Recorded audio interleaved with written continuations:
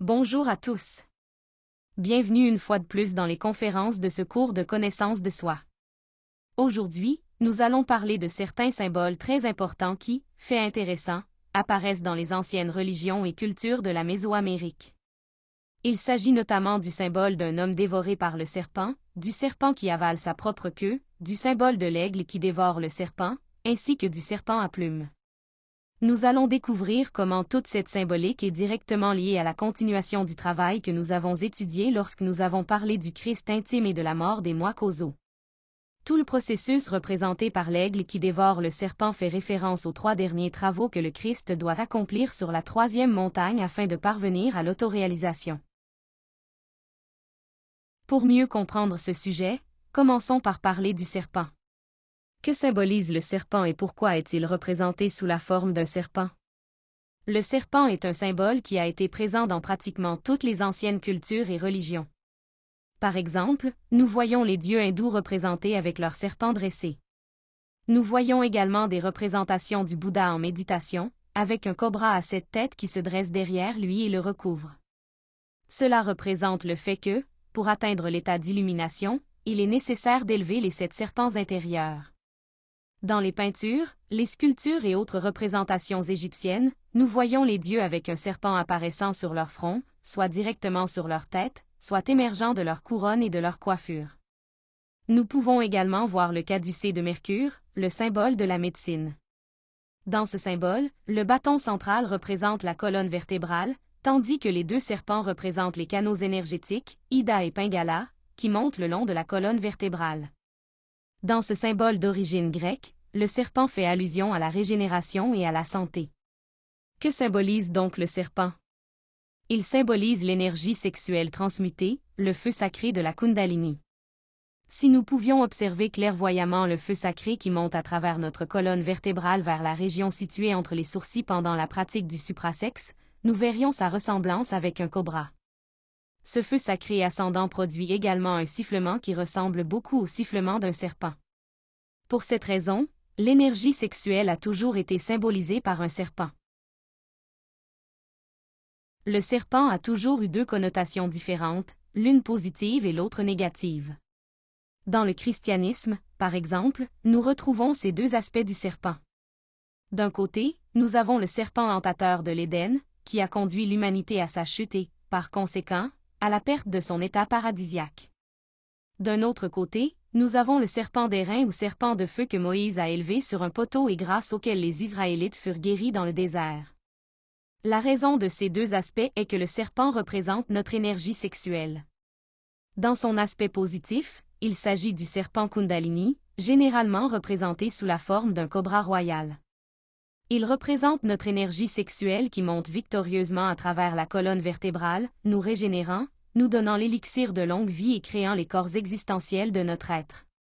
Dans son aspect négatif, nous avons le serpent inversé, représenté par l'organe Kunda buffaire. Il s'agit de la queue que nous voyons émerger du coccyx des démons et des diables représentés dans les peintures et les sculptures. Mais la vérité est que nous avons tous cette queue sous forme éthérique et astrale, parce que nous sommes tombés dans la fornication.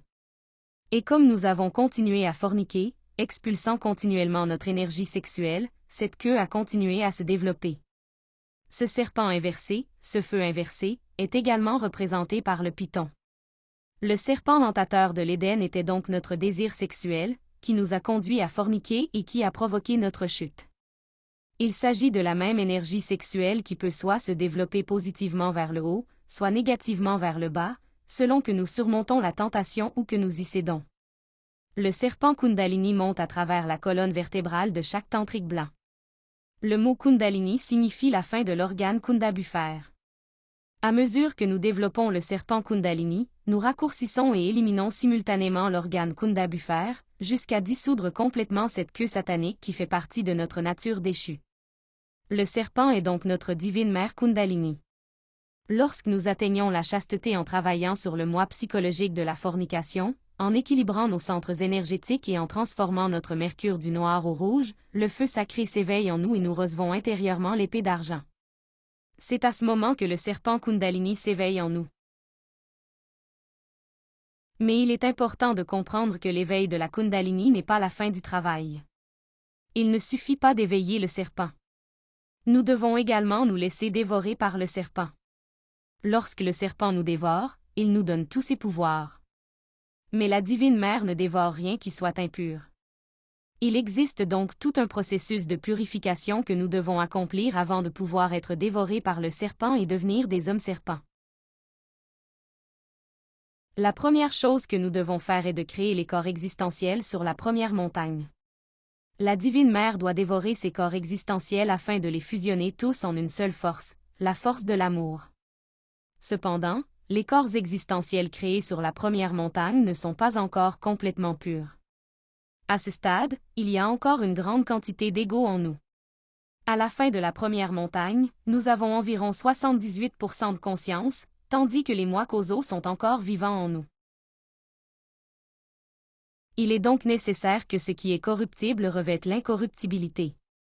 Nous devons achever tout le travail de la deuxième montagne, que nous avons expliqué dans la conférence intitulée « Le Christ intime et la mort des moi causaux ». C'est le travail à travers lequel les corps solaires sont transformés en corps d'or et à travers lequel même la dernière trace de l'ego en nous est éliminée. Sur cette montagne, qui est la montagne de la mort, l'Apocalypse a lieu. C'est la fin, par le feu, de toute notre nature inférieure et de tout l'ego, y compris les causes ou les semences même d'où provient l'ego, qui sont les moi causaux. La Divine Mère Kundalini doit dévorer les corps existentiels de l'être. Mais pour qu'elle puisse le faire, tous ces corps doivent d'abord avoir été transformés en or pur, car elle n'avale rien qui soit impur. Personne ne peut être dévoré par le serpent, sans avoir préalablement dissous l'ego animal. Celui qui dissout l'ego est dévoré par le serpent. Et celui qui est dévoré par le serpent devient un serpent. C'est pourquoi l'initié doit désintégrer les moi causaux. À la fin de la deuxième montagne, après la mort des moi causaux, nous restons transformés en hommes serpents. Sans la désintégration des moi causaux, il ne pourra jamais atteindre les portes de l'absolu. Il peut avoir incarné en lui le Père, le Fils et le Saint-Esprit, mais devant l'absolu, le Père, le Fils et le Saint-Esprit sont encore mécaniques. Il ne peut pas entrer dans l'absolu parce que le rayon de la création est divisé en 3 lois. Il doit donc subir une grande mort mystique, à travers laquelle ces 3 lois sont fusionnées en une seule loi. La deuxième montagne est achevée avec 99% de conscience. Sur la troisième montagne, il faut atteindre le pourcent de conscience restant. La fusion de 100% de la conscience est réalisée lorsque toutes les parties de l'être deviennent pleinement intégrées en une seule. Il est également nécessaire, au cours du travail de la troisième montagne, de trouver un disciple qui emprunte le chemin direct et atteint la deuxième montagne. Pour nous libérer, nous devons aider au moins une autre personne à parvenir à l'autoréalisation. La troisième montagne est la montagne du sacrifice pour l'humanité. Et c'est sur la troisième montagne que se déroule le processus représenté par l'aigle qui dévore le serpent.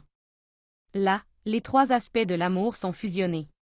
Les 3 aspects du feu, qui sont le Christ, le Saint-Esprit et Lucifer, deviennent un. Et l'amour s'intègre à la sagesse, qui est le Père. Le Saint-Esprit est cette même Divine Mère. Elle est cette force créatrice qui, à ce stade, est prête à dévorer les corps existentiels.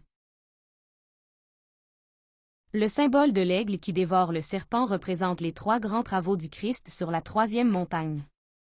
Il existe donc 3 étapes que le Christ doit accomplir sur la troisième montagne afin de mener l'ensemble du travail à son terme et de parvenir à l'autoréalisation. Examinons la première étape.